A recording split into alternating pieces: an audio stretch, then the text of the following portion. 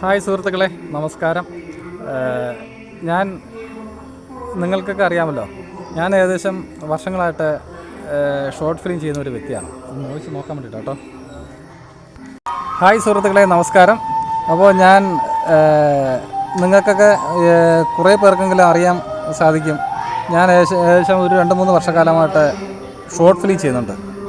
അപ്പോൾ അതുപോലെ തന്നെ ഞാനിപ്പോൾ ഒരു സിനിമയുടെ തിരക്കഥ എഴുതാൻ തീരുമാനിച്ചിരിക്കുകയാണ്. തിരക്കഥ എന്ന് പറയുമ്പോൾ സാധാരണ ഞാനൊരു തിരക്കഥ എഴുതുന്ന ഒരു വ്യക്തിയല്ല. അതായത് ഞാൻ ഈ വർക്കിന് പോയപ്പോൾ ഒരിടത്ത് കണ്ട ഒരു അനുഭവം, അതായത് റിയൽ സ്റ്റോറി, 50% റിയൽ സ്റ്റോറി എന്ന് തന്നെ പറയാം. അപ്പോൾ എനിക്ക് ഈ തിരക്കഥ എഴുതാൻ എനിക്കറിയത്തില്ല, ഇല്ല.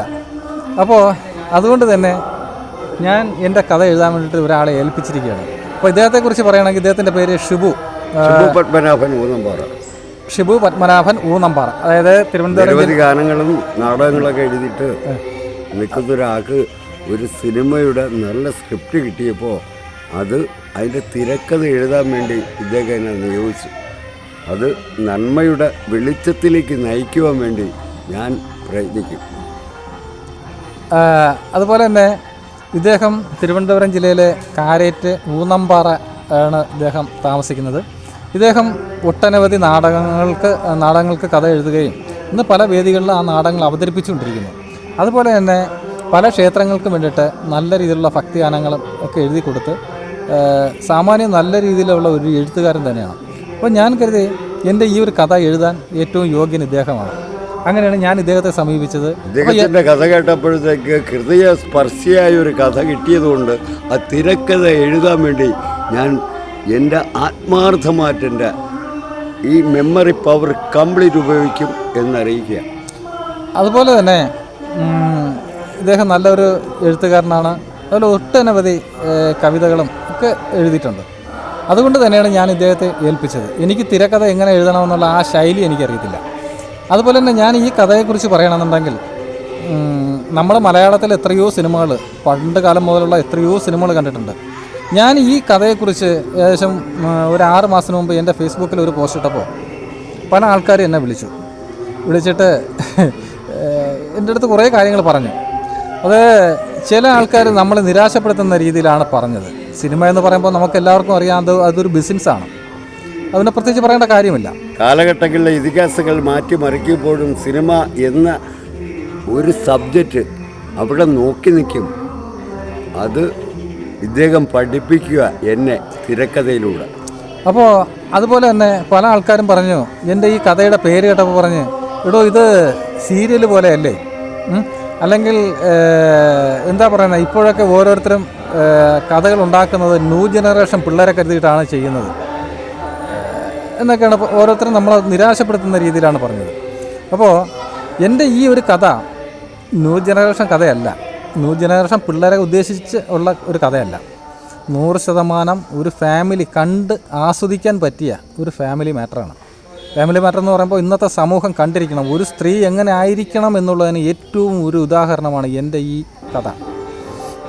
അപ്പോൾ ഇത് ഒരു ഗ്രാമപ്രദേശത്ത് നടക്കുന്ന ലോ ബഡ്ജറ്റിൽ ചെയ്യാൻ പറ്റിയ ഒരു സബ്ജക്റ്റാണ്.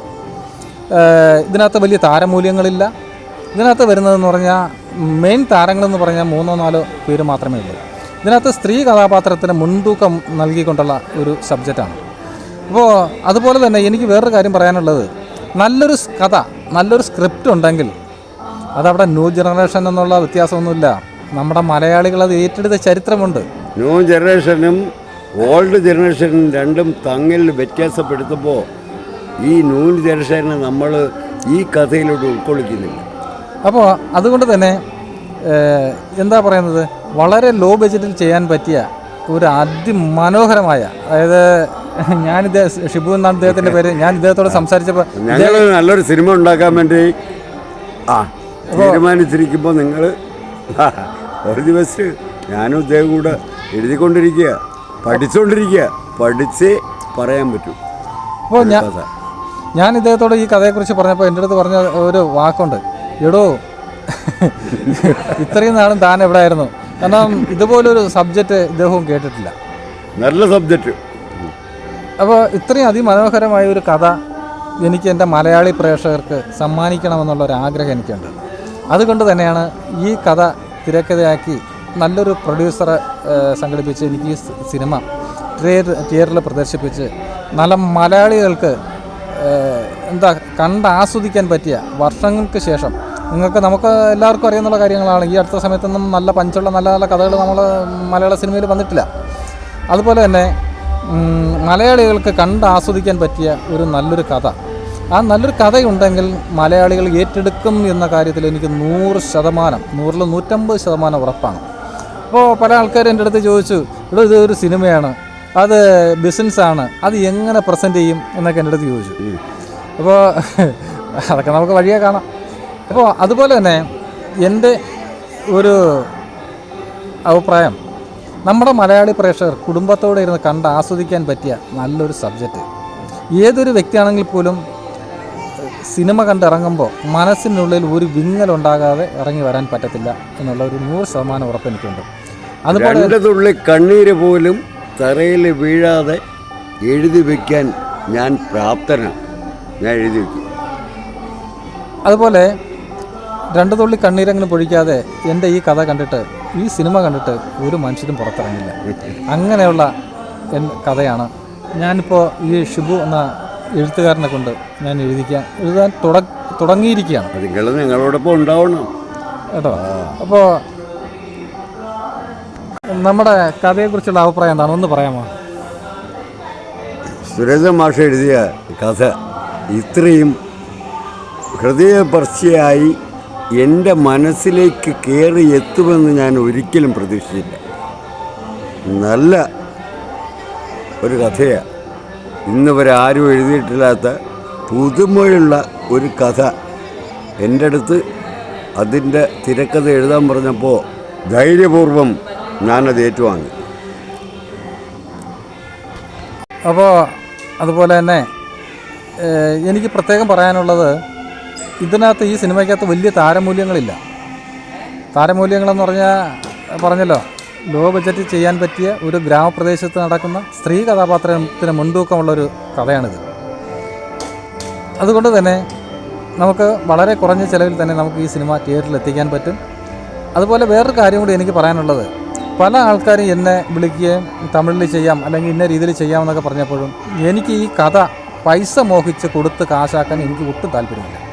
നമ്മളുമായിട്ട് സഹകരിച്ച് നിന്ന് ഈ കഥ വൻ വിജയമാക്കി നല്ല രീതിയിൽ ചെയ്ത് ജനങ്ങളിൽ എത്തിക്കാൻ പറ്റിയ ഒരു പ്രൊഡ്യൂസറെ കിട്ടുകയാണെങ്കിൽ ഞാൻ 100% അവരുമായിട്ട് സഹകരിച്ച് നിന്ന് ഈ ഒരു സബ്ജക്റ്റ് നമ്മുടെ മലയാളി പ്രേക്ഷകർക്ക് സമ്മാനിക്കും. അത് എന്താ പറയുന്നത്, ഞാൻ ഈ ഷോർട്ട് ഫിലിമിൽ ചെയ്യുമ്പോൾ തന്നെ പല ആൾക്കാരും എൻ്റെ അടുത്ത് അവസരങ്ങൾ ചോദിച്ച് ധാരാളം പേര് എന്നെ വിളിച്ചിട്ടുണ്ട്. അപ്പോൾ അവരെ എല്ലാം ഉൾപ്പെടുത്തിക്കൊണ്ട് അവർക്കെല്ലാവർക്കും നല്ല നല്ല അവസരങ്ങൾ കൊടുത്തുകൊണ്ട് ഈ കഥ ചെയ്യണം. എല്ലാവർക്കും സമൂഹത്തിൽ വളർന്നു വരാനുള്ള ഒരു അവസരം ഉണ്ടാവണം എന്നുള്ളൊരാഗ്രഹം എനിക്കുണ്ട്. അതുകൊണ്ട് തന്നെ എനിക്ക് സാമ്പത്തികം മോഹിച്ച് ഈ കഥ ആർക്കും കൊടുക്കാൻ എനിക്ക് താല്പര്യമില്ല. നമ്മളുമായിട്ട് സഹകരിച്ച് ചെയ്ത് മുന്നോട്ട് പോകാൻ താല്പര്യമുള്ള ഏതെങ്കിലും ഒരു പ്രൊഡ്യൂസർ ഉണ്ടെങ്കിൽ ഈ ഒരു വർഷങ്ങൾക്ക് ശേഷം നല്ലൊരു സിനിമ, നല്ലൊരു കഥ ജനങ്ങളിൽ എത്തിക്കാൻ പറ്റുമെന്നുള്ള ഒരു ആത്മവിശ്വാസം എനിക്കുണ്ട്. അതിന് ഒരു തുടക്കം ഞാൻ ഈ ഊന്നമ്പാറ ക്ഷേത്രത്തിൽ വെച്ച്, പേഴമൂട് ദേവീക്ഷേത്രത്തിൽ വെച്ച് തുടങ്ങിയിരിക്കുകയാണ്. അതുപോലെ തന്നെ എൻ്റെ ആത്മസുഹൃത്തായ ഷിബു ആണ് ഈ കഥ എഴുതുന്നത്. അപ്പോൾ നിങ്ങളുടെ എല്ലാവരുടെയും അനുഗ്രഹം ഉണ്ടാവണം. ഞങ്ങളോടൊപ്പം എന്നും ഉണ്ടാകണമെന്നൊരു